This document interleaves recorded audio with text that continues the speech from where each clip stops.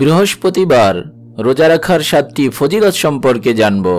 রাসূলুল্লাহ সাল্লাল্লাহু আলাইহি ওয়াসাল্লাম সপ্তাহের 2টি দিন সোমবার ও বৃহস্পতিবারে রোজা রাখতেন। এ ব্যাপারে তিনি বলেছেন, সোমবার ও বৃহস্পতিবার দিন দুটি এমন যে দিন দুটিতে বান্দার আমলসমূহ মহান আল্লাহর সামনে হাজির করা হয়, আর আমি রোজা থাকা অবস্থায় আমার আমল আল্লাহর সামনে পেশ করা হোক, এটাই আমি পছন্দ করি। সহিহ মুসলিম।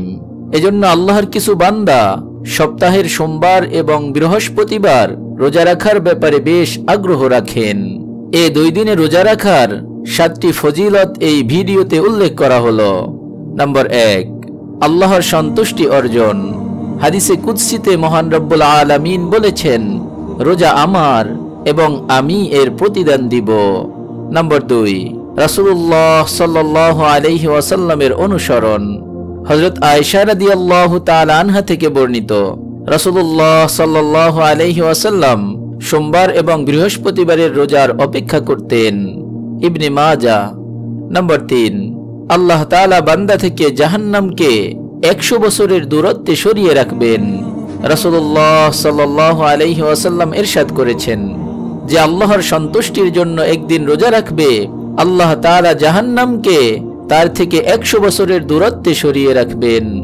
নম্বর 4, আল্লাহ তাআলা বান্দা এবং জাহান্নামের মাঝে আসমান ও জমিনের দূরত্ব সমান খন্দক তৈরি করে রাখেন। রাসূলুল্লাহ সাল্লাল্লাহু আলাইহি ওয়াসাল্লাম বলেছেন যে আল্লাহর সন্তুষ্টির জন্য একদিন রোজা রাখবে, আল্লাহ তাআলা তার এবং জাহান্নামের মাঝে আসমান ও জমিনের দূরত্ব সমপরিমাণ খন্দক তৈরি করে দিবেন। নম্বর 5, রোজা কিয়ামতের দিন বান্দার মুক্তির জন্য সুপারিশ করবে। রাসূলুল্লাহ সাল্লাল্লাহু আলাইহি ওয়াসাল্লাম বলেছেন, রোজা এবং কোরআন কিয়ামতের দিন বান্দার জন্য সুপারিশ করবে। রোজা আল্লাহ তাআলাকে বলবে, হে আমার রব, আমি তাকে আহার এবং স্ত্রী সহবাস থেকে বিরত রেখেছিলাম, সুতরাং তার ব্যাপারে আমার সুপারিশ কবুল করো।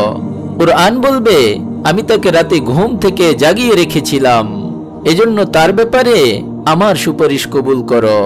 রাসূলুল্লাহ সাল্লাল্লাহু আলাইহি ওয়াসাল্লাম বলেন, তখন উভয়ের সুপারিশ কবুল করা হবে। কিয়ামতের দিন বাবুর রায়ান দিয়ে প্রবেশের সুযোগ লাভ করবে। রাসূলুল্লাহ সাল্লাল্লাহু আলাইহি ওয়াসাল্লাম বলেন, নিশ্চয়ই জান্নাতের রায়ান নামক একটি দরজা আছে, কিয়ামতের দিন সেখান দিয়ে রোজাদারগণ প্রবেশ করবে। নম্বর 7, রোজা অবস্থায় ইন্তেকাল করার সম্ভাবনা এবং জান্নাত লাভ।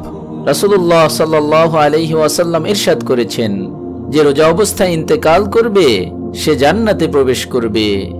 আল্লাহ পাক রব্বুল আলামিন আমাদের সকলকে সোমবার এবং বৃহস্পতিবারের রোজা রেখে ভিডিওতে বর্ণিত ফজিলত হাসিল করার তৌফিক দান করুন, আমিন।